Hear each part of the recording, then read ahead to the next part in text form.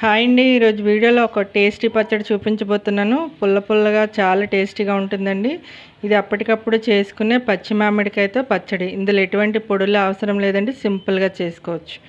ముందుగా పచ్చి మామిడికాయ తీసుకొని శుభ్రంగా క్లీన్ చేసేసి వాటర్ లేకుండా కడిగేసి గుడ్డతో పెట్టి తుడిసేసుకోవాలండి. ఇప్పుడు చిన్న ముక్కలు కట్ చేసేసుకోవాలి. ఇలా కట్ చేసుకొని ఇప్పుడు మిక్సీలో వేసుకోవాలి.